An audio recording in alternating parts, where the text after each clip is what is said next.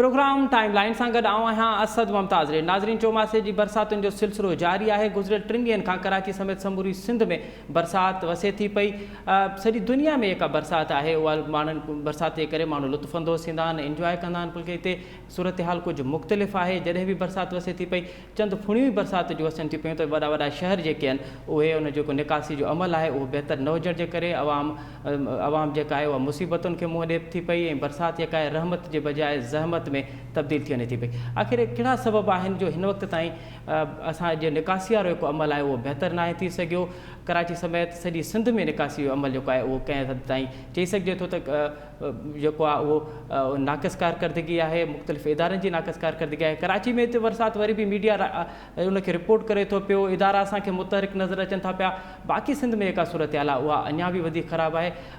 कराची में त बरसाति वसे थी पई, पर हिन वक़्तु जेका आहे उहा जोही में तमामु घणी बरसाति पई आहे ऐं जोही में जेको गाज नदी आहे उन में 26 फुट ताईं जेको आहे उहो घारो पियो आहे। इन तमामु तर सूरत हाल ते ॻाल्हाईंदासूं। हिन वक़्तु असांखे प्रोग्राम में जॉइन कयो आहे टाइम न्यूज़ जे ब्यूरो चीफ दोदो चांडियो साहब। दोदा साहब सलाम वालेकुम। दोदा साहब, तव्हां 3 ॾींहंनि खां शहर जो दौरा बि कयो था पिया, शहर खे ॾिसो बि पिया, कीअं था ॾिसो इन तमामु तर सूरत हाल में किथे मसइलो आहिनि जो आख़िर बरसाति जो पाणी अञा ताईं शहर में मौजूदु आहे? ऐं 3 ॾींहं तव्हां पुछो था, 3 ॾींहं पर 2005 खां वठी कराची में रिपोर्टिंग कयां पियो ऐं 2005 खां वठी मूं बरसातूं रिपोर्ट कयूं आहिनि। 2005 खां अॼोके ॾींहं ताईं हिन सॼे टेन्योर में मूंखे ऐं कंहिं बि कराची जी बरसाति में ऐं उनखां पोइ इंतिज़ामनि में का तब्दीली का चेंज नज़र कोन आया। 2005 जी बरसातुनि में असां इहे बि शिकायतूं कयूं त गुजर नालो वही आयो आहे, कोरंगी नालो वही आयो आहे, फलाणे एरिया में लियारी में पाणी बीठो आहे, मलीर नदी जेका आहे पलटी पई आहे, लियारी नदी जेका आहे पलटी पई आहे, औरंगी टाउन पाणी मंझा, कोरंगी पाणी मंझा। अॼु असीं हिन 2000 में वेठा आहियूं, तॾहिं साॻी सेम जेको आहे डिस्कस जेको असां कयूं था। बुनियादी तौरु कराची जी जेका सियासत ऐं बरसाति आहे न, उनजो वॾो इशू इहो आहे त सॼे पाकिस्तान में बरसाति पवे थी, सॼी सिंध में पए थी, पर कराची जी बरसाति जेका आहे उहा हिकिड़ी सियासत में फासी पई आहे, उन मां निकिरी न सघी आहे। यानी कराची जे अंदरि जेके माण्हू सियासत कनि था उहे कराची ताईं महदूदु कनि था, उहे पाण खे महदूदु कंदा ऐं उनजे प्रेशर में अची वरी जेकॾहिं पीस पार्टी जहिड़ी हुकूमत या का इक़्तिदार में अचे थी त उहा प्रेशर में अची उहा बि महदूदु थी वञे उन सॼी कराची ताईं। तव्हां पाण ॾिठो त बरसातूं अॻकथी थिए थी, सामणी मुंद आहे। असां छा सॼी दुनिया में माण्हुनि खे ख़बर आहे, जेको ॿारु ॼमे थो उनखे ख़बर आहे मौसमूं अचनि थियूं, असांजे मुल्क में केतिरियूं मौसमूं आहिनि ऐं मींहं पवनि था। तव्हां अॼु ॾींहं ताईं ॾिसो त तव्हांजो लोकल गवर्नमेंट जो मिनिस्टर गुजर नाले खां, कोरंगी नाले खां ॿाहिरि निकितो कोन्हे। मिसाल तौर 2 ॾींहं पहिरीं बरसाति खां अॻु में CM इजलास कयो, उनखां पोइ हैदराबाद खां वञी मिरपुर खां इजलास करे CM मोटी आयो। यकीनन CM एक्टिविटीज़ कई, CM जे सरगर्मी हुन कई, पर बुनियादी तौरु हिकिड़ी रिथाबंदी थींदी आहे, तयारी थींदी आहे। अॼु बरसाति जो कल्ह इजलास थियो आहे, 4 ॾींहं बरसाति शुरू थी आहे। कल्ह वारे इजलास में लोकल गवर्नमेंट मिनिस्टर पियो ॾिए त फलाणो नालो असांजो जेको आहे उहो 70% साफ़ु थी वियो आहे, फलाणो 65% थी वियो आहे, फलाणो 80% थी वियो आहे। इहे अॼु छो पियो थिए? सही, इहा 2 महीना अॻु में नाला साफ़ु छो न पिया थिया? मशीनरी तव्हां वटि मौजूदु, फंड तव्हां वटि मौजूदु, अमलो तव्हां वटि मौजूदु, UC खां वठी तव्हां वटि यूनियन काउंसिल में वेठो आहे, म्यूनिसिपल अमलो आहे, पोइ तव्हां वटि DMC में वेठो आहे, मतिलबु कराची जी ॻाल्हि कयूं था। उनखां पोइ तव्हां वटि मेट्रोपॉलिटन कॉर्पोरेशन आहे, उनखां पोइ तव्हां वटि हेॾियूं सोसाइटीज़ आहिनि जेके पाण डिफेंस हाउसिंग सोसाइटी फलाणो फुल कैंटोनमेंट बोर्ड आहिनि, उनखां पोइ ॿिया इदारा आहिनि कराची जे अंदरि। उन समूरनि वटि पंहिंजो म्यूनिसिपल अमलो आहे, सभिनी वटि सफ़ाई वारो अमलो आहे, सभिनी खे गटर नाला साफ़ु करणा आहिनि, सभिनी खे उतां पाणी कढणो आहे।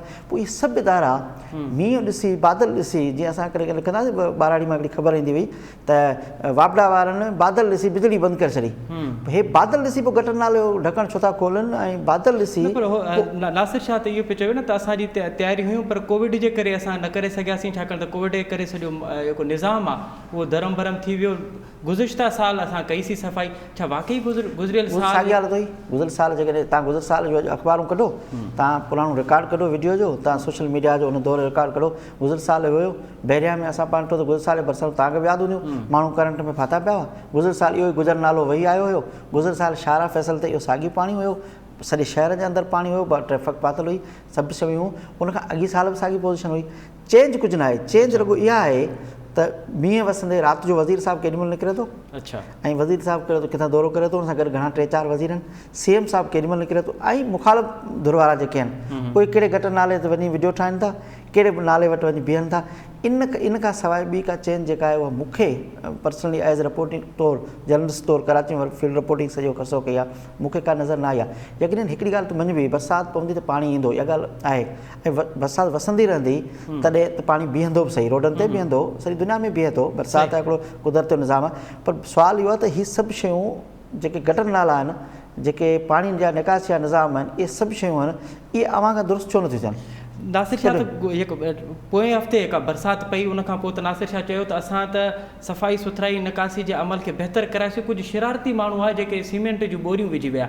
इहे शरारती माण्हू कहिड़ा आहिनि जेके सदाईं अचनि था पिया ऐं सिंध हुकूमत खे नाकाम बणाइण लाइ बकौल नासिर शाह जे उहे उन्हनि में सीमेंट जूं बोरियूं था विझी वञनि? कराची में शुरू खां वठी इहा कराची जी बदनसीबी रही आहे त कराची अंदरि इन क़िस्म जूं हरकतूं थींदियूं आहिनि। सुफ़ा सीमेंट जूं बोरियूं त छा, पर अलाए छा छा गटर नालनि मां होलनि मां मुख़्तलिफ़ वक़्तनि ते निकिरंदो रहियो आहे। छाकाणि त जीअं मूं चयो त कराची में जेको सियासत करे थो, टूल प्लाज़ा खां ॿाहिरि दुनिया सोचे ई कोन थो। अच्छा, MQM हुई तॾहिं MQM टूल प्लाज़ा खां ॿाहिरि दुनिया ते कोन थी सोची। हैदराबाद म्यूनिसिपल में, हालांकि सखर में, हैदराबाद में, नवाब शाह में हुननि जी नुमाइंदगी हुई, पर हुननि जी एक्टिविटीज़ जेका हुई उहा 99% जेका हुई उहा कराची ताईं। इत्तेफ़ाक़नि इहो थियो आहे त पाकिस्तान तहरीक इंसाफ़ टूल प्लाज़ा खां ॿाहिरि कोन थी निकिरे, हिते आहिनि। हली मादल शेख कहिड़ो थोरो घणो किथे वेंदो हूंदो या ॿिया कुझु हिकिड़ो 2 महीने, पर बेसिकली घणा एक्टिव जेके आहिनि उहे हेसि ताईं आहिनि। अच्छा, पीपल पार्टी जेका चइनी चारूं सुबुह की ज़ंजीर सॼे मुल्क जी आहे, उहा सिंध हुकूमत में जॾहिं अचे थी त उहा फासी पए थी कराची जी सियासत ते। सॼो फोकस जेको आहे तव्हां टोटल हींअर जेके प्रेस कॉन्फ्रेंसूं मुंहिंजे ख़्याल में 10 खां 12 प्रेस कॉन्फ्रेंसूं तव्हां नासिर शाह जूं, सईद गनी जूं, मुर्तज़ा वहाब साहब जूं, सभिनी जूं तव्हां खणो, इहे सभु तव्हांखे फोकस हूंदियूं। का ख़बर न आहे जोई ॿुॾणी आहे, तीर टुटंदी आहे, का ख़बर न आहे सिंध जा इरीगेशन निज़ाम, वाहनि खे गारा लॻंदा, शाखुनि खे लॻंदा। बरसातुनि में ॿाराड़ी जा ॻोठ ॿोड़ींदा आहिनि, वाह शाखूं के जेके इरीगेशन वारा दर खणी वञी सुम्ही पवंदा आहिनि न, सही तबाही उते ईंदी आहे। इहे जेके जबल आहिनि, पहाड़ में उतां पाणी वहनि था, इहे नदियूं नयूं वहनि थियूं, अॼु जूं कोन्हनि, सदियुनि खां वहंदियूं अचनि थियूं, उहे किथे किथे नुक़सानु कनि थियूं। कंहिं हिकिड़ो इजलास कयो, कराची ते इजलास थियो, पर छा दादू वियो को वज़ीर? ठीकु आहे, पर दादू अॼु वज़ीर साहिबु वियल आहे हुते गाज डैम, जॾहिं गाज डैम वई आई आहे, उहा तव्हांजी ॻाल्हि त जॾहिं बादल थो अचनि त पोइ वञनि था पिया। पर दुधा असां ॾिठोसीं त गुज़िरियल ॾींहुं जेको आहे उहो CM त असांखे नज़र पियो आयो, CM मुख़्तलिफ़ जायुनि ते उन दौरा बि कया, राति बि उन दौरा कया। भला बल्दियाती जेको बल्दियात वारो खातो आहे उहो मूंखे एक्टिव लॻो, छाकाणि त कमु त बल्दियात वारे खाते जो आहे न। CM त गटर नाला या नालियूं साफ़ु न कराईंदो, बल्दियात वारो हिकु शोबो आहे, उहो तव्हांखे किथे नज़र आयो? तमामु आउं सम्झां थो हीउ CM साहिबु एक्टिव थियो आहे, इहा हिकिड़ी सुठी ॻाल्हि आहे, एक्टिव रहंदो आहे, कराची में बि रहे थो, सॼी सिंध में मुख़्तलिफ़ वक़्तनि ते वेंदो रहे थो। पर बेसिकली काबीना किथे हुई, लोकल गवर्नमेंट मिनिस्ट्री किथे हुई? मिनिस्ट्री अॼु माना हीअ सभु जेके पाणी आहिनि, आउं चवंदो इरीगेशन मिनिस्टर ऐं लोकल गवर्नमेंट मिनिस्टर हिननि बरसातुनि खां अॻे ई हुजणु खपनि हा सॼी सिंध में। उनखां पोइ सूबाई डिज़ास्टर मैनेजमेंट अथॉरिटी आहे, असां वटि नेशनल डिज़ास्टर मैनेजमेंट वारा आया न, त तनक़ीद थी आहे, कुझु कीअं थियो आहे, इदारा ठहियल न आहिनि, सूबाई इदारो बि तव्हां ठहियलु आहे। पोइ रेवेन्यू मिनिस्टर उनजो सरबराह आहे, रेवेन्यू मिनिस्टर खां पोइ कंहिं पुछो त हिन ॿोॾियुनि जे दौरान तो का मीटिंग कई? हिकिड़ी मीटिंग, को प्रेस रिलीज़ जारी कयो हुजे, मूंखे ख़बर न आहे। छाकाणि जेकॾहिं मीटिंग छा कंदा आहिनि, हीअ किथे बि ईंदा आहिनि त फ़ोटो कढी मोकिलींदा आहिनि मीडिया, हिननि जा PRO ॿिया टिया सॼा। असां मूं कराची में वेठो आहियां, मूं त कोन थियो त रेवेन्यू वारे मिनिस्टर जी का PRO आई। इरीगेशन मिनिस्टर किथे वियो, कंहिं वाह शाख वञी ॾिठईं त इहे नदियूं नाला वहंदा, इनखे घारा पवंदा, हीअ पाणी जेको वही ईंदो उहो केॾांहुं वेंदो? लोकल गवर्नमेंट मिनिस्टर इहो गुजर नाले खां गोरंगी नाले ताईं हुयो, बाक़ी एक्टिविटीज़ कोन्हे। दादा साईं अवां चओ पिया त जेको लोकल निज़ाम जेको मिनिस्टर आहे, बल्दियात वारो मिनिस्टर आहे नासिर शाह, उहो फ़क़ति गुजर नाले ताईं महदूद आहे। हिन वक़्तु असांखे जॉइन कयो आहे प्रोग्राम में पीपल्स पार्टी जी अॻवान ऐं MPA शमीम मुमताज़ साहिबा, उनखां इहो मालूम कयूं था पिया। शमीम साहिबा अस्सलाम वालेकुम। वालेकुम अस्सलाम। अच्छा शमीम साहबा, कराची में बरसात हो रही है, पूरी सिंध में बरसात हो रही है। हमारे साथ यहाँ मौजूद हैं प्रोग्राम में टाइम न्यूज़ के ब्यूरो चीफ दो चांडियो। वो कह रहे हैं कि जो बल्दियात का मिनिस्टर है वो फ़कत गुजर नाले तक महदूद है, उसने अपनी तमाम तर एक्टिविटीज़ जो है वो गुजर नाले तक महदूद की हुई है। आखिर क्या बात है कि उसको पूरा शहर नज़र नहीं आता, वो फ़कत गुजर नाले तक महदूद है?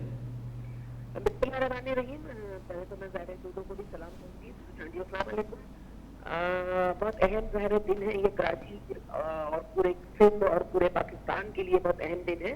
और जहाँ तक बात है कि नासिर शाह साहब जो है मिनिस्टर, वो सिर्फ एक नाले पर अपनी तवज्जो उन्होंने महसूस की है, ऐसा नहीं है। कल परसों एक लिस्ट शाया हुई थी, दोनों की नज़र से भी गुजरी होगी यकीनन, जिसमें जिम्मेदारियाँ दी गई हैं कि कौन कौन कहाँ जिम्मेदार है, ईस्ट वेस्ट साउथ सेंट्रल और उसके अलावा फिर और जितने हमारे डिवीजन है, उसकी तहसीलें हैं, डिस्ट्रिक्ट हैं, सब जगह सबके नाम है, वो लिस्ट मेरे पास मौजूद है। आप कहेंगे तो मैं आपको भेज भी दूंगी।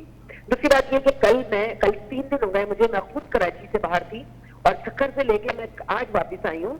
ऐसा देखिए, मेरी जिम्मेदारी भी नहीं थी, उस लिस्ट में मेरा नाम भी नहीं था, लेकिन चूंकि मेरा ताल्लुक पीपल्स पार्टी से है और चेयरमैन साहब का कहना यह है कि जिम्मेदारियां दी नहीं जाती, खुद काम किया जाता है अपनी जिम्मेदारी को महसूस करके।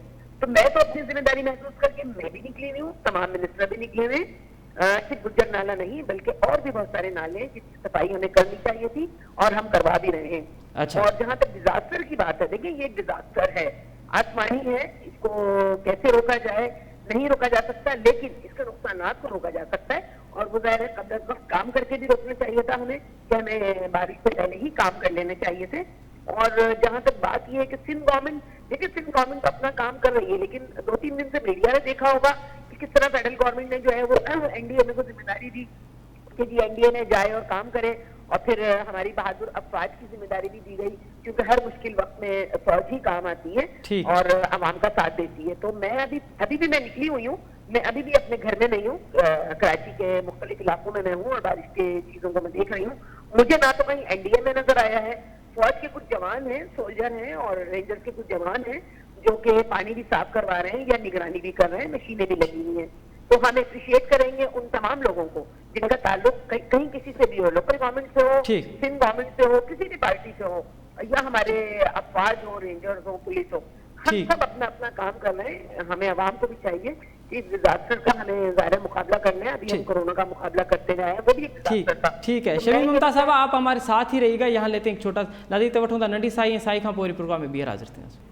नाज़रीन, प्रोग्राम में एक दफ़ो ॿीहर अव्हांखे भली कार। वक़्फ़े खां अॻु में असां ॻाल्हाए रहियासीं पीपल्स पार्टी जे अॻुवाण शमीम मुमताज़ खां, ऐं उहा चए पई त नासिर शाह जेको आहे उहो पूरे शहर में असांखे नज़र अचे थो पियो, बल्कि एनडीए में जेका आहे उहा किथे भी नज़र न पई अचे। शमीम मुमताज़ साहब, क्या आप ये कह रही हैं कि एनडीए में आपको कहीं पे भी नज़र नहीं आ रही है? रेंजर्स और आर्मी के एहलकार नज़र आ रहे हैं?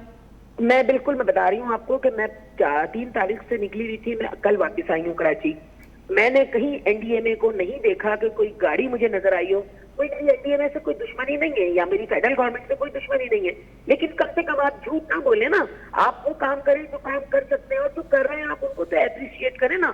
आप कोरोना से लेके और अब तक सिंध गवर्नमेंट को जो है डिस्करेज करते चले आ रहे हैं कि सिंध गवर्नमेंट काम नहीं कर रही है। मुझे बताएं कहाँ है वो अली जैदी, कहाँ है वो फैसल वाडा, और कहाँ है वो बाकी और लोग जो आरिफ अलवी कश्तियां चलाते फिरते थे जब वो प्रेसिडेंट नहीं थे?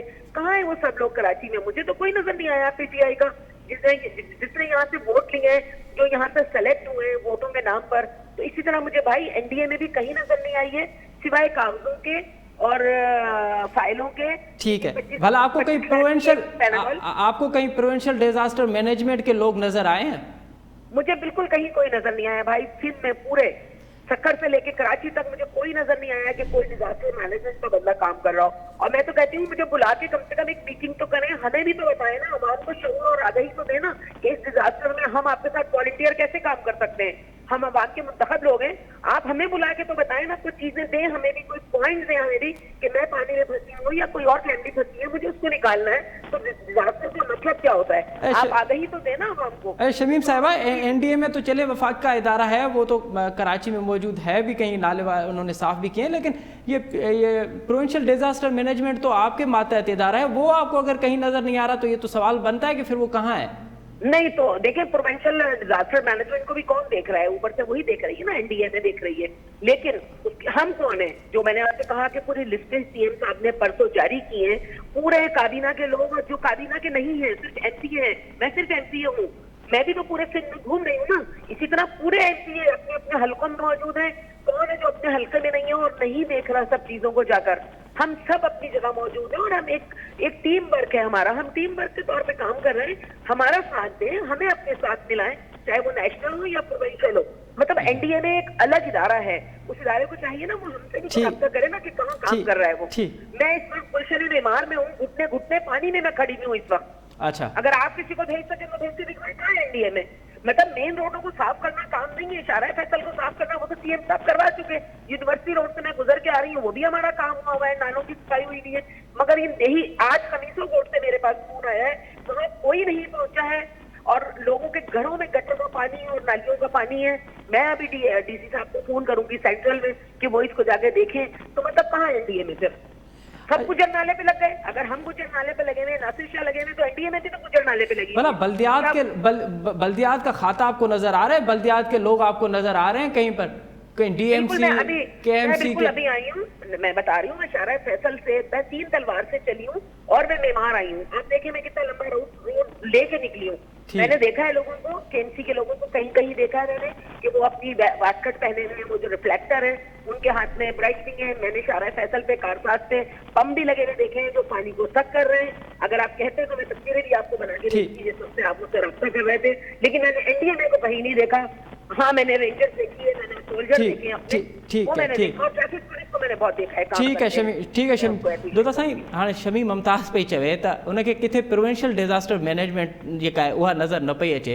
एनडीए में त ख़ैर आहे वफ़ाक़ी इदारो, ऐं हू पे चवे त एनडीए में या माण्हू अची ही पाणी सफ़ाई करे, त वरी ॿीहर इहो ई सवाल थो थिए न त बल्दियात जा माण्हू किथे आहिनि? बल्दियात वारो शोबो किथे आहे? ही कराची जो मेयर आहे। ऐं शमी मुमताज़ सां हिकिड़ी ॻाल्हि ते इतफ़ाक़ कयां थो त कराची जो मेयर तव्हांखे नज़र अचणु खपे रस्तनि ते, ईअं जीअं मुराद शाह राति जो नज़र अचे थो या हुनजी टीम नज़र अचे थी वज़ीर आज़म जी, ऐं उहो न आहे।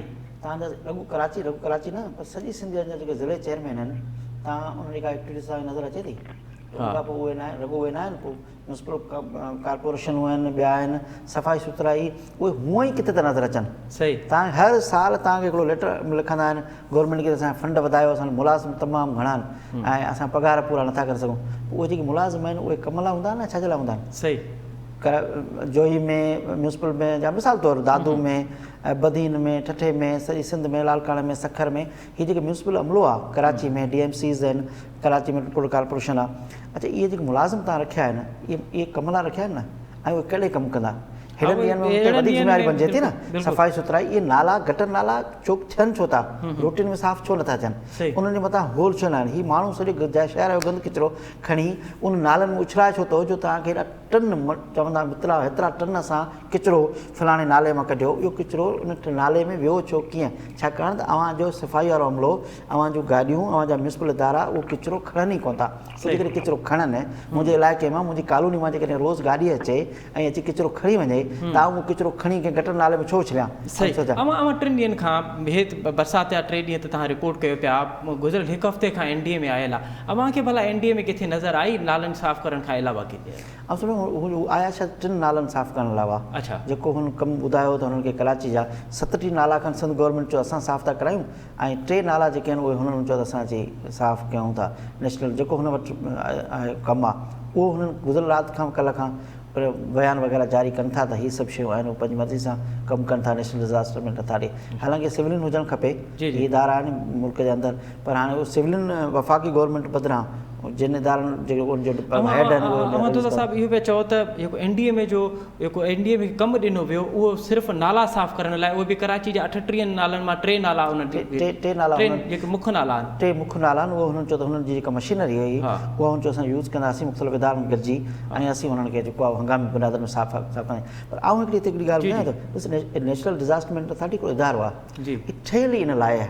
सही, हिन इदारनि जो कमु ई एॾो टाइम ते हूंदो आहे जॾहिं को डिज़ास्टर थिए, यानी कुदरती का आफ़त अचे, को ॿोॾ अचे, को ज़िलज़िलो अचे, को तूफ़ान अचनि, इन्हनि में ही इदारा कमु कंदा आहिनि। ऐं हिननि खे त हीअ त आउं जो 3 नाला छो जॾहिं जंहिं सूरत हींअर माना आउं चवंदो त वाई पांदी में एनडीए हुजणु खपे।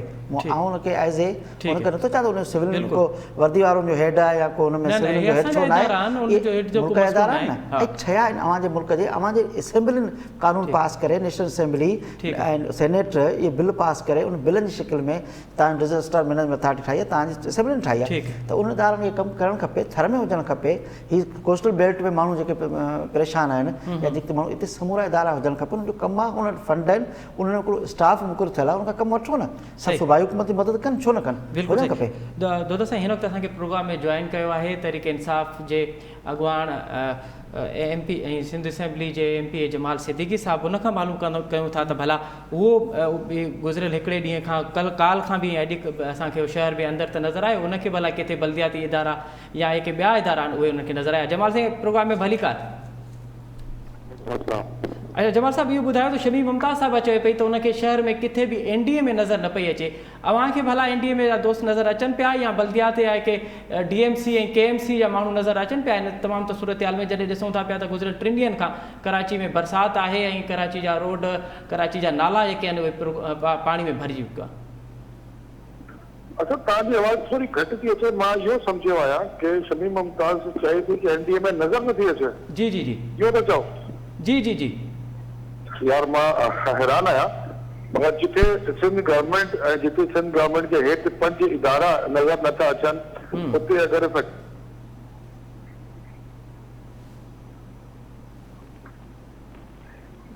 जी जी जी टॉक शो ते हिननि खे एतिराज़ आहे, पर जी जमाल साहब बि उते घुमे थी, उते फोटो सेशन वारा सभु वञनि पिया नालनि ते, पर हिनजी अगरि पार्टी जी को मेंबर चए थी टीवी ते वेही करे एनडीए में नज़र नथी अचे, त पोइ इहो जेको 31,000 टन कचरो जेको कढियो आहे जेको सिंध गवर्नमेंट जी ज़िम्मेदारी हुई, पोइ मुंहिंजे ख़्याल में को अगरि को माण्हू तव्हांजी हेल्प जे लाइ अचे थो त पोइ हिन जो मतिलबु इहो थियो की तव्हां हुनखे एतिरो डिसाइड करे छॾंदव त नेक्स्ट टाइम इन फ्यूचर कॾहिं बि को माण्हू सिंध जे कंहिं ॾुखे वक़्त में कंहिं मुश्किल वक़्त में तव्हांजी हेल्प ई न कंदो।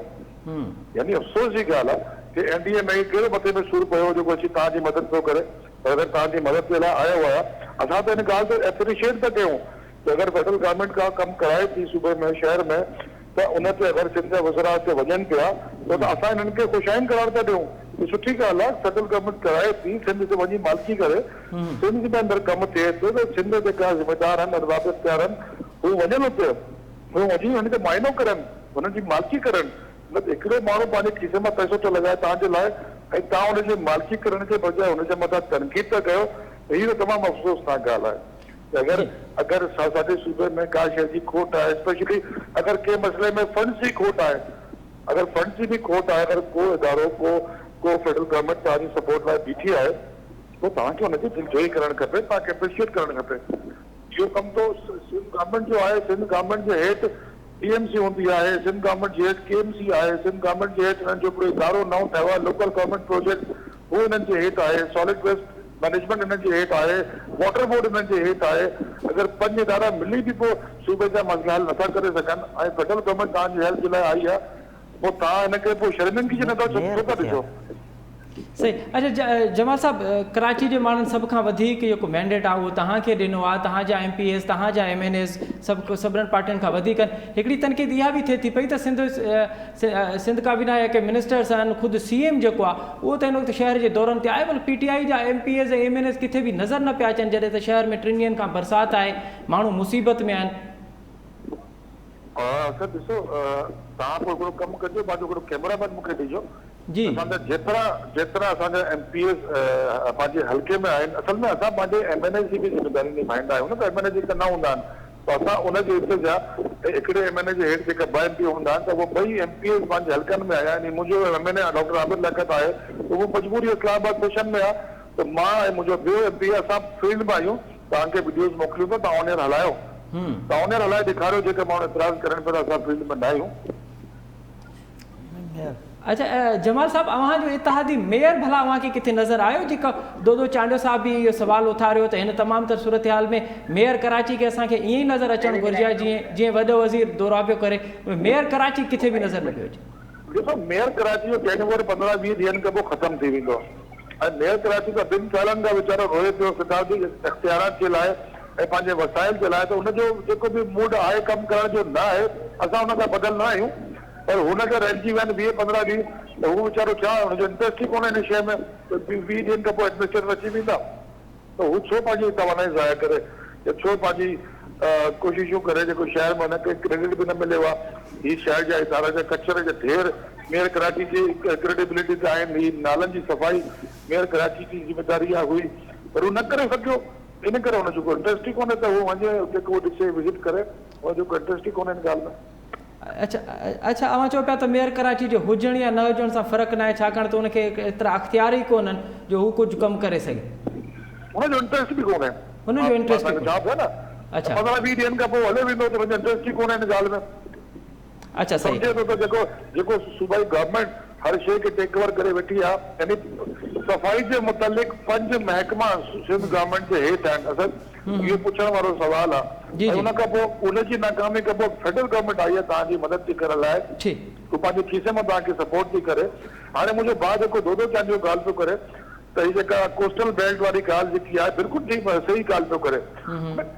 अगरि ही असां कराची त आयो आहे, एनडीए में कराची में अची वई आहे, पर कोस्टल बेल्ट या असांजे सिंधियुनि जे लाइ, असांजी सिंध जे अवाम जे लाइ इंटीरियर सिंध में अगरि को मदद करणी आहे त उनजे लाइ को क़ौमी असेंबली या को सेनेट में बिल पास करण जी ज़रूरत कोन्हे। उनजे लाइ सिंध में गवर्नमेंट मौजूदु आहे पोइ 12 सालनि खां। छा हुननि खे नज़र नथा अचनि सिंधियुनि जा मसइला? हुनखे नज़र नथो अचे त कोस्टल हाईवे ते कहिड़ा इशूज़ आहिनि? हुनखे नज़र नथो अचे त लाड़काना पीअण जो पाणी कोन्हे? हुनखे नज़र नथो अचे त मंचर झील जी हालत लॻी पई आहे? ठीक है, ठीक है जवाहर साहब, यो सवाल जरूर पूछता हूं। जरूरत कोन्हे हिन जे लाइ सिर्फ़ इंट्रस्ट जी ज़रूरत आहे कि सिंध गवर्नमेंट खे केतिरो इंट्रस्ट आहे पंहिंजी आवाम सां, पंहिंजे सूबे जे इशू सां। जवाहर साहब अवां असां सां लाइन ते रहिजो। बिल्कुलु इहो ई सवाल असां शमी मुमताज़ साहिबा खां पुछंदासूं त हाणे जॾहिं वफ़ाक़ी हुकूमत एनडीए में मोकिलियो आहे त छा वाकई सिंध हुकूमत जा जेके इदारा आहिनि, जेके अवां बि ज़िक्र कयो पिया त 5 इदारा आहिनि बल्दियात जा, उहे 5 इदारा फेल थी चुका आहिनि? सबसे पहले तो मुझे इस बात पे अफसोस है कि जमाल सिद्दीकी कह रहे हैं कि मेयर का कोई काम नहीं है, इख्तियार नहीं है। तो मेयर का काम नहीं है, कराची किसका है? ये लोग कहते हैं कराची तो हमारा है ना। जमाल पहले मेरी बात सुन लो, देखो मैं बीच पे नहीं बोल रही हूँ, तुम्हारी कराची कौन ओन करता है? या तो एमक्यूएम का आप करते हो, तो ना तो मेयर मुझे कहीं नजर आया है इस पूरे अरसे में कि मैं बाहर घूम रही हूँ, ना मुझे कोई बल्दियात का मिनिस्टर, बल्दियात का जो वो है इंतजामिया, वो मुझे नजर आई है। आज मुझे जरूर, मैंने कहा कुछ लोग मुझे नजर आए जो रोडों की सफाई कर रहे हैं, लेकिन मैं अभी भी घुटने घुटने पानी में से आई हूँ। ना मुझे आपका कोई एमपीए, ना कोई आपका एमएनए। कहाँ है आपके एमएनए? कहाँ है फैसल वाडा? आपका सिर्फ टीवी पे बैठ के बात करना बहुत आसान होता है जवान सिद्दीकी, ग्राउंड में निकल के काम करना जो है वो सिर्फ हमारा है। आपकी आंखों में सिंध गवर्नमेंट हमेशा पीटीआई की आंखों में खटक रही है, किसी तरह भी आपने कब्जा करना है, चाहे वो कुछ भी हो। मैंने अभी अप्रिशिएट किया कि एनडीए ने बड़ा आसान काम है, जब एमएनए इस्लामाबाद सेशन में है तो सड़क पे कैसे नजर आएगा? जवान सुन लो मेरी बात, वही एनडीए में है ना जो 25 लाख में एक कोरोना का इलाज कर रही है, एक पैनाडोल की गोली दे रही है, उसी एनडीए में की बात कर रहे हो ना? कहाँ है वो एनडीए में? हम अप्रिशिएट करेंगे, वो आके काम तो करे ना। मैंने क्या कहा? हमें बुलाएं, हमें बुला के ब्रीफ करें। ये वही एनडीए में, शमीम बिल्कुल ठीक कह रही है आपके, ये वही एनडीए में जिसने पूरा एक जहाज जो एनडीए में को मिला था गवर्नमेंट ऑफ पाकिस्तान को, उसने चीफ मिनिस्टर को कहा था कि जाके सिंध के लिए रिसीव कर लो। ये वही एनडीए में जिसने लाखों मास्क आपको दिए, ये वही एनडीए में जिसने आपको वेंटिलेटर दिए, ये वही एनडीए में। आप लोग तो किसी की मेहरबानी, किसी का एहसान, किसी की नेकी को भी भूल जाते हैं। किस किस्म के लोग हैं आप लोग? जी सबसे बड़ा मसला तुम लोगों का ये पीटीआई वालों का कि आप लोग सुनते नहीं हो। वही एनडीए ने ना 25 लाख की पैनाडोल दी है, अगर मास्क दे दिए, कोई एहसान नहीं किया है। हमने पैसे दिए, सिंध गवर्नमेंट ने खरीदी है। बिल्कुल एहसान नहीं किया, बिल्कुल एहसान नहीं किया। एनडीए में भी मुल्क का इदारा है, जहाँ जरूरत होती है उसको भेजा जाता है, कोई एहसान नहीं है। लेकिन आप उसको एनडीए में तो फर्क क्रिटिसाइज करेंगे तो ये जाती है। जी शमीम साहब आप बात करें। जी शमीम साहब, हमसे राब्ता करे, अवामी मुंतखब लोग हम भी हैं, आके हमसे राब्ता करें, हमें बताए कि हमें इन हालात में वॉलंटियर कैसे काम करना है। अगर उन्होंने 3 नालों की सफाई कर लिया, उन 3 नालों के लिए भी तो किसी को बुलाया जा सकता है ना। एक ही जगह सबने मशीनें लगाई थी, वही सिटी गवर्नमेंट काम कर रही है, वही मेयर काम कर रहा है, वही एनडीए काम कर रही है। मेरी बहन देखिए, आपको कहीं इन नालों पे गवाता नजर आया? मुझे एक बात बताएं, कोई हमारा एमपी एमएलए नजर आया आपको? नहीं, ये हमारा काम नहीं है। आपकी सुबह हुकूमत है, हम तो कहते हैं आप जाएं, मालकी करें नालों की। हमने तो जाना ही नहीं हो नालों पे। मुश्किल है ना, हमारी गवर्नमेंट है, यही तो मुश्किल है ना। प्रॉब्लम ही यही है कि हमारी गवर्नमेंट है। हम तो आपको ओपन ग्राउंड दे रहे हैं, आप अपनी मालकी करें। हम तो कोशिश ही नहीं करें इस बात की कि हम जाके अपना ठेका लेने की फसल गवर्नमेंट का दावा हम जाके घर पे खड़े हो। एक एमपी एमएलए साबित कर दिया आपके वहाँ क्यों नाले से। देखो मालिक वो होता है जो सिलेक्टेड होता है, हम इलेक्टेड लोग हैं, हमारी जिम्मेदारी हमें काम करना है। मानसी की क्या बात है? सीएम साहब रोडों पर है, कल भी वो कहीं आप तो इलेक्टेड नहीं है, आप तो सिलेक्टेड है। मेरा मतलब है आप रिजर्व वाली है ना, इसलिए हम आपको सिलेक्टेड से कह सकते हैं। शमीम साहिबा, जमाल सिद्दीकी साहब, अवां ॿई असां सां लाइन ते ई रहिजो। दो चांडियो खां दो चांडियो साहब खां पुछंदासीं। दो साहब, हाणे शमीम मुमताज़ साहिबा पई चए त पीटीआई जा एमपीएस ऐं एमएनएस किथे नज़र न पिया अचनि। जमाल सिद्दीकी चयो त बल्दियाती जेको पूरो खातो आहे उहो किथे नज़र न पियो अचे।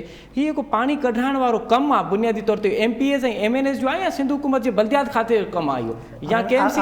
ॿिनी ॻाल्हियूं कुझु दुरुस्त कयूं। अच्छा, बेसिकली एमपी एमएनए जो कमु कोन्हे, लेजिस्लेटिव कानून साज़ इदारा, उनखे असेंबली में ॾिसणो आहे, हू लेजिस्लेटर।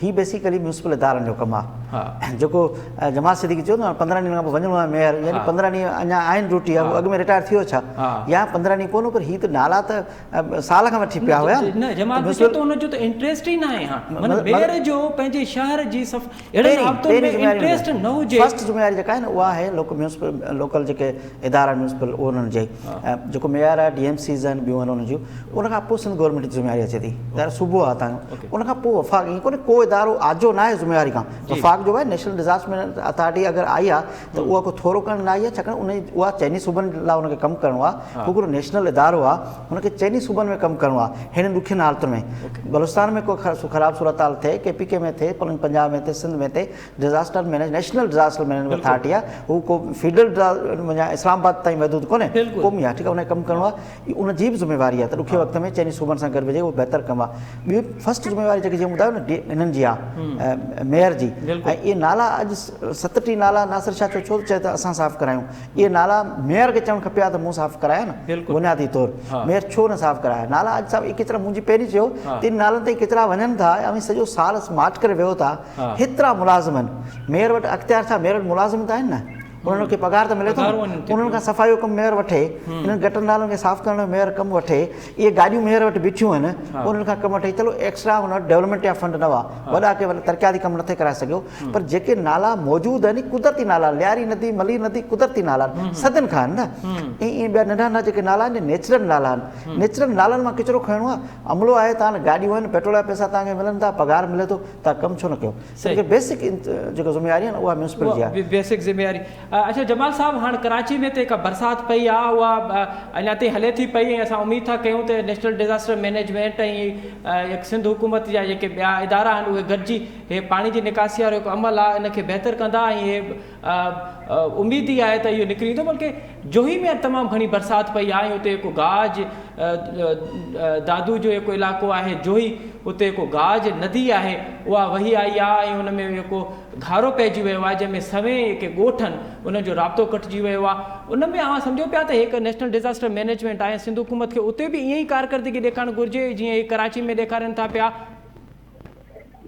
बिल्कुल सही था चओ पर बदकिस्मती इहो आहे त असांजी जेकी नेशनल डिज़ास्टर मैनेजमेंट अथॉरिटी जो कमु बिल्कुलु इहो आहे त पूरे मुल्क में ॾाढो सही चयो आहे जिथे बि ज़रूरत पए थी उते इदारो पहुचे थो छोजी ॻाल्हि सिंध NDMA खे तलब कयो आहे पंहिंजे दादू जे लाइ कयो आहे तलब जेको NDMA पाण स्टेप खणे उन मूंखे सिर्फ़ु एतिरी ॻाल्हि ॿुधायो त छा NDMA सॼे मुल्क जा मसइला ॻोल्हे कमु कंदी सूबाई हुकूमत किथे आहे न बलूचिस्तान में तो ठीकु आहे वॾो सूबो आहे उते ज़रूरत पए थी बार वचे थी NDMA पर PDMA किथे आहे PDMA कोई एफर्ट्स कई आहे को डिस्ट्रिक्ट एडमिनिस्ट्रेशन किथे आहे पहिरियों असां पंहिंजे हिसे जो कमु थो कयूं न अगरि असांजा नाला साफ़ न थी सघिया मुख़्तलिफ़ 5 महकमा मिली बि नालनि खे साफ़ न कयो आहे त उन खां पोइ NDMA खे रिक्वेस्ट कई वई की तव्हां वञो पर पहिरें असां पंहिंजे हिसे जो कमु थो कयूं न असां पंहिंजे हिसे जो कमु न कयूं ऐं सिर्फ़ु इहा ख़्वाहिश कयूं की असांजे लाइ को 12 माण्हू अचे दादू में बि असांजो को ॿाहिरि जो माण्हू अचे ऐं असांजा नाला असांजा ॻोठ जेका ॻोठ वारनि खे नुक़सानु जेको थियो आहे उन वीचारनि जो कहिड़ो थियो आहे उहो त सम्झंदा आहिनि न की असां त चीफ मिनिस्टर जे हल्के में वेठा आहियूं चीफ मिनिस्टर जे हल्के में वेठा आहियूं असांजे लाइ तो सॼो सूबे जो खज़ानो बि चीफ असांजे हल्के ते लॻाए छॾियो हुन CM खे बि मेयर कराची वांगुरु इंट्रस्ट ई कोन्हे न हुन जेके पंहिंजे हल्के मां पंहिंजे ॻोठ में इंट्रस्ट कोन्हे त पोइ पूरे सूबे जी मालिकी कंदो अच्छा शबीर मुमताज़ साहबा CM के ज़िले में जो है वो गाज नदी आई है और गाज नदी का वो एक पूरा फ्लो जो है वो आया है और उसमें कोई 100 से ज़ायद जो गांव हैं अब उनका एक दूसरे के साथ राब्ता टूट गया है एक हंगामी सूरत हाल है आखिर सिंध हुकूमत कराची से बाहर क्यों नहीं निकलती उसको ये जो तमाम तर सूरत हाल है वो नज़र क्यों नहीं आती नहीं देखिए बहुत अफसोस की बात है कि ये सब कुछ सिटी से ऊपर से ये पानी आया है पहाड़ों से और वही बात फिर डिजास्टर की आती है तो जैसे आप हमें कह रहे हो ये बात कि हम नजर नहीं आ रहे या हम कराची से बाहर नहीं निकल रहे तो क्या कोई और लोग डिजास्टर मैनेजमेंट का काम जो है फेडरल डिजास्टर मैनेजमेंट जो है नेशनल क्या उसका काम सिर्फ 3 नालों की सफाई है उसके पैसे भी हम दे रहे हैं सिर्फ उसका काम तो नेशनल नाम है नेशनल डिजास्टर मैनेजमेंट मुझे बहुत है जमाल मुझे खुदा का खौफ बहुत है आप पीछे वाले खुदा का खौफ करो कि तो हम दे रहे हैं नाले की सफाई के पैसे हम दे रहे हैं नेशनल डिजास्टर दादू क्यों नहीं जा रहा अगर बंद टूटा है नदी बह गई है लोग ज़ाहिर रास्ते खत्म हुए, नुकसान भी हो रहा होगा, अल्लाह रहम करे, जानी नुकसान ना हो, मुझे एक बात बता दो सर, मुझे सिर्फ एक बात बता दो, बारिश हर साल आती है, रातों में हर साल पानी आता है, पहाड़ भी वही मौजूद है, गाँव भी वही मौजूद है, कोई 12 सालों में कोई एक स्टेप उठाया उन गाँव वालों को बचाने के लिए आपने? मेरे भाई वो गरीब, हमारे गरीब पहाड़ी के लोग पानी में बह जाते हैं, उनकी फिक्र कभी 12 सालों में। तुम अपनी बोलते रहोगे, मेरी सुनोगे, मेरी बारी है बोलने की, मैं तुम्हारी बारी में नहीं बोली हूँ। जी जी जी, रास्ते का काम सिर्फ 3 नाले साफ करना है, गुज्जर नाला और वो डूब मरे नालों में। अच्छा, आप रिक्वेस्ट करें, आप एनडीए में से रिक्वेस्ट करें कि हमारे दादू भी आके समाज एनडीए में संभाल लेंगे। दादू जाए ना जहाँ पे, मैं प्राइम मिनिस्टर से बात करता हूँ कि एनडीए में दादू संभाले, कि आप रिक्वेस्ट करें, सीएम को बोले रिक्वेस्ट करें, पीडीए में फेल हो गया, एनडीए में संभाले, कि मैं कह रहा हूँ कल अगर फौज ना उतरे वहाँ पे, एनडीए में ना उतरे तो मुझसे कहना आप। जी जमाल साहब, जमाल साहब मां तव्हां वटि ईंदुसि, शमीम मुमताज़ साहिबा खे ॻाल्हाइण ॾियो, पंहिंजो मौक़िफ़ रखे त वरी अव्हां जो मौक़िफ़ वठंदासीं। नहीं देखो, जमाल को और मुझ जैसे लोगों को फिर आप डालो ना एनडीए में, अगर वो पूरे पाकिस्तान के वजीर आजम है, जो कि हैं, हम मानते हैं उनको, तो फिर वो हम जैसे लोगों को क्यों नहीं डाल रहे जो काम कर रहे हैं? मैं कह रही हूँ, मैं कल सखर से वापिस आई हूँ, डाले ना, हमें क्यों नहीं डाल रहे ये लोग? अच्छी बात है, अच्छी बात है, अच्छी बात है। जमाल और मैं दोनों पूरे सूबे के एमपी हमें सबकी फिक्र होनी चाहिए। कल सुबह दादू चलते हैं ना हम दोनों, फिर हम चलते हैं, हम लोगों को बचाने की कोशिश करते हैं। मैं बार बार कह रही हूँ, एनडीए में हमारी ट्रेनिंग क्यों नहीं करवा रहा, हमें शऊर क्यों नहीं दे रहा कि ऐसे मौकों पर एक आम पाकिस्तानी आदमी जो वहाँ मौजूद है, वो क्यों नहीं मदद कर रहा उन लोगों की जो लोग खुदा ना करे वहाँ पानी में फंसे हुए हैं, जिनकी फसलें तबाह हो रही हैं। खजूर जितना मैं देख के आई हूँ, क्या हाल हुआ होगा वहाँ खजूर के लोगों का? हमें जाके वहाँ मदद करनी चाहिए ना। हम सब कराची में गुज्जर नाला भाई, गुज्जर नाले के नाम करना है ना। चलो कल मेरे साथ जमाल दादू चलते हैं, मैं जमाल को दावत दे रही हूँ ना, चलो मुझे भी लेके चलो, हम दादू चलते हैं, लोगों की मदद करते हैं चल के। मुझे खुद शर्मिंदगी है कि शमीम, हम दोनों ने अगले सेशन में असेंबली में तवज्जो पर नोटिस डालना है कि एनडीए में अहमद ट्रेंड करें, हम इस बात पे असेंबली में भी डालेंगे। बिल्कुल, असेंबली के लोगों को डालें, उसके अंदर आप अपोजिशन को भी डालें, गवर्नमेंट के लोगों को डालें, हम काम करने वाले लोग हैं ना। मिनिस्टर वहाँ मौजूद है, इरिगेशन का मिनिस्टर गया हुआ है। मुझे बहुत दुख है कि दादू में अगर ये सूरत हाल हो रही है, या सिटी में हो रही है, या पाकिस्तान के किसी भी शहर में हो रही है, तो ये मेरे शहर है, मेरे लोग हैं, हमारे अपने लोग हैं। ये जमाल ठीक है जी, तो बस हमें जाना चाहिए ना वहाँ पर। वो औरतें हैं, वो बच्चे, कितना सामान तबाह हुआ होगा। ठीक है, बिल्कुल। तो कल चलो हम चलते हैं, मैं और जमाल को कल जाने को तैयार है। चलो कल आप दोनों भी जाइएगा, जरूर जाइएगा उनकी रेस्क्यू करने के लिए, लेकिन सिंध हुकूमत और वफाकी हुकूमत के जो इदारे हैं उनको भी पहुंचना बहुत ज़रूरी है। दोस्तों साईं, कीअं था ॾिसो त कराची में त सभु इदारा नज़र अचनि था पिया। हींअर जेका जो सूरत हाल आहे, गाज डेम जेका वही आई आहे, ऐं जेको FP जेको बंदि आहे उनजी बि इतला आई आहे, त उहो बि उनजे बि टुटण जा इतला आहिनि। त अहिड़ी सूरत हाल में इदारनि खे हुते हुजणु घुरिजे, पंहिंजे माण्हुनि जी रेस्क्यू करणु घुरिजे, त कीअं करणु घुरिजे? बिल्कुलु, अॼु छा कल्ह खां हुजणु खपे हा, कल्ह खां हुजणु खपे। ख़बर हुई त नदियूं वहनि पियूं, बरसाति जो अंदाज़ो हुयो, आइडिया हुयो। मां सुबुह जो हिकिड़ी वीडियो पेठी त माण्हू वणनि ते चढ़ी विया, किथा पिया हुआ। तंहिं करे उते हुजणु खपनि, संद गवर्नमेंट जा हेलीकॉप्टर हुजणु खपनि। वॾे वज़ीर ख़ुदि खे उते जो ई हिन वक़्तु वञणु खपे, क़ाइमु करणु खपे। जीअं ॿुधायो त डिज़ास्टर नेशनल इदारा हुजणु खपनि, सूबा इदारा हुजनि। ख़ुदि गवर्नर साहिबु वफ़ाक़ जो नुमाइंदो आहे, ईंदो आहे, कोरोना में ॿियनि ॾींहंनि में निकितो पिए न रस्तनि ते, उहो उते हुजणु खपे। उते वञी वेहनि, मशीनरी कराची में सखर वेझो आहे, लालकाणो वेझो आहे, ॿियनि इलाइक़नि मां जेको आहे मूव कनि, त उन माण्हुनि खे बचाइनि। सवें ॻोठनि तमामु वॾो नुक़सानु थींदो आहे, ऐं हर साल थींदो आहे जॾहिं वॾी तेज़ बरसातूं पवंदियूं आहिनि त पाणी वहंदो, उतां खां वही मंछर ताईं ईंदो आहे। यानी गाज डैम जो पाणी, मथां जबलनि जो पाणी, जेको सिंध जो पाणी न हूंदो, बलोचिस्तान जो पाणी हूंदो आहे, जबल त तव्हां विरहायल न, तव्हां वञी मथे गोरख खां मथे वञो त सॼो इहा पटी जेका आहे खीरथर जी, उहा सॼी उनजो पाणी वही थो अचे। तॾहिं सभिनी इदारनि हुजणु खपे, CM खे हुजणु खपे, CM खे बि हुजणु घुरिजे। भला वफ़ाक़ी इदारा हुते हूंदा आहे, जमाल साहिब खां मालूम कयूं था पिया। जमाल साहिब, हाणे हिकिड़े सूबे जो पाणी ॿिए सूबे में आयो आहे, सिंध हुकूमत त चवे थी पई, शमीम मुमताज़ चवे थी पई असां रेस्क्यू कंदासीं, छा भला वफ़ाक़ खे बि इन हवाले सां सिंध जे माण्हुनि जी जेका वहार करणु घुरिजे अहिड़ी ॾुखी सूरत हाल में, उहा कंदी? बिल्कुलु छो न कंदी। असां पंहिंजे सिंधी भाइरनि जे, सिंधी भेणनि खे जेके तकलीफ़ आई आहे, असां उन्हनि सां गॾु आहियूं। ऐं इहा ॻाल्हि कोन्हे कि एनडीए में सिर्फ़ु नाले जी साफ़ कंदी आहे। एनडीए में पूरे मुल्क में जेका डिज़ास्टर्स आहे, हर डिज़ास्टर खे फेस कंदी आहे, चाहे सैलाब हुजे, चाहे ज़लज़लो हुजे, चाहे कुझु बि हुजे। हीअ बि हिकिड़ी आफ़त आई आहे, जेको पाणी आयो आहे, हीअ बि आफ़त ई आई आहे न, अल्लाह जी रहमत आहे। पर पहाड़नि जो पाणी ज़रूरत खां वधीक अची वियो आहे। मुंहिंजो पॉइंट सिर्फ़ु एतिरो, भई जेको नालनि खे एतिरो मूंखे हाइप ॾिनी वई आहे न, हीअ नाला सालनि जो साल ही सूबे हुकूमत साफ़ कंदी आई आहे। कोई 12 सालनि खां पोइ हाणे फेडरल गवर्नमेंट पंहिंजो रोल प्ले करण लाइ विच में आई आहे। पर इन जे लाइ गवर्नमेंट खे इनवाइट कोन कयो संघ गवर्नमेंट वटि पीडीए में आहे जेको ऑलरेडी एनडीए में जे हेठि ईंदो आहे, थोरो पीडीए में एक्टिवेट करनि त एनडीए में ऑटोमेटिकली इन्वॉल्व थी वेंदी। न त पोइ सीएम साहब खे खपे त सीएम साहब लिखे फेडरल गवर्नमेंट खे भी एनडीए में असांजी मदद करे, पर असां वटि जॾहिं पीडीए में मौजूद आहे त असां पीडीए खे तो फाल कयूं न। अगर पीडीए पंहिंजे घर में वेठी आहे, पंहिंजे डिफेंस वारे बंगले में कोई दफ़्तर ठाहियो आहे, सुकून सां वेठी आहे पीडीए में, हाणे उहो सोचे थी त सिर्फ़ु हाणे जेको बि तबाही थियणी आहे उहा तबाही थी वञे, उन खां पोइ जेको हुनजी रिहेबिलिटेशन जे लाइ जेका बि हूंदा पोइ असां टेंडर कंदासीं। माण्हुनि जो टाइम आहे, माण्हुनि जी मानी हे हो, पोइ दुनिया जान हलंदो, जो पहिरियों हलंदो हो सैलाब दुकान वारनि जे लाइ, सॼो सामान जी दुकान हलंदी पोइ पोइ असां अगरि दुकान हलण जे लाइ इंतज़ार में वेठा आहियूं, पोइ असांखे पंहिंजे भाइरनि भेणनि खे बि बचाइणो आहे। हुननि जे घर हलिया विया आहिनि, हुननि जो सामान हलियो वियो आहे, उहे अॼु राति किथे गुज़ारो कंदा, अॼु राति खुले आसमान तले हूंदा, उते पाणी आहे, कुझु सुम्हण जे लाइ कुझु जॻह कोन्हे। इन ॻाल्हि जे लाइ मां सम्झां थो त एतिरो हक़ दादू वारनि जो आहे, जेको हुतां अगरि उहो सीएम इलेक्ट करे मोकिलींदा आहिनि त पोइ उन्हनि जो एतिरो हक़ आहे त सीएम पंहिंजे हल्के जे लाइ सोचे हर साल बारिशनि में जेको इहो पाणी जो दबाव तेज़ ईंदो आहे हुनखे रोकण जे लाइ छा करिणो आहे, रस्ते में केतिरा ॻोठ पवंदा आहिनि, हुनखे कीअं सेफ कबो, इहो बि ज़िमेदारी आहे न सीएम जी। असांजे सूबे जो सीएम आहे, असांजी सूबे जी अवाम आहे। तो अगर असां सिर्फ़ु इन बहस में एनडीए में ऐं सिंध गवर्नमेंट जी बहस में हूंदासीं तो अवाम जो बेड़ो ग़लत थी वेंदो, अवाम वीचारी जो कहिड़ो कसूर आहे। जी बिल्कुल, जी बिल्कुल। अच्छा शमीम मुमताज साहिबा, फाइनल कमेंट्स आप दे दें क्योंकि वक्त बहुत महदूद है, कैसे बचाएंगे आप जोही के लोगों को? देखिए, सिंध के लोगों को बचाने के लिए हम घरों से बाहर है, देश है, गवर्नमेंट जो भी अपने स्टेप ले सकती है, गवर्नमेंट अपने वो स्टेप ही ले रही है। आपका वाक़ई सुन रहे हैं, मैं अभी भी कहीं बाहर हूँ और ज़ाहिर हम काम कर रहे हैं, हमारे तमाम मिनिस्टर और सब, और हम दुआ करेंगे कि जितने भी डिजास्टर मैनेजमेंट है, चाहे प्रोवेंशन हो या एटन हो, वो हमसे रास्ते में आए और हमें बताएं, हमें साथ लेके चलें ताकि हम भी उनकी मदद करें, वो हमारी मदद करें, हम इसी तरह पाकिस्तान को और पाकिस्तान के लोगों को बचा सकते हैं। बहुत बहुत अच्छा दोदा साईं, मुख़्तसरन ॿुधायो त अहिड़ी सूरत हाल में सिंध हुकूमत ऐं वफ़ाक़ी हुकूमत ॿिन्हिनि खे जोही जे माण्हुनि जे लाइ छा करिणो? आउं सम्झां थो त जेके क़ौमुनि ते ॾुखिया वक़्त ईंदा आहिनि न, डिज़ास्टर हूंदा आहिनि, इनमें सियासी इख़्तिलाफ़ सभु हिकिड़े पासे रखबा आहिनि। मुल्क जा शहरीअनि वज़ीर आज़म ते एतिरी ज़िम्मेवारी बणिजे थी, सीएम ते बणिजे थी त माण्हुनि खे बचाइनि। ॿई हुकूमतूं कोशिशि कनि, वफ़ाक़ी इदारनि वटि वधीक वसीला हुजनि था इन क़िस्म जा। नेशनल डिज़ास्टर मैनेजमेंट अथॉरिटी कंहिं बि इदारे खे हुकुम ॾे, हुनजे एक्ट में लिखियलु आहे, कंहिं बि इदारे हुकुम ॾेई सघे थी।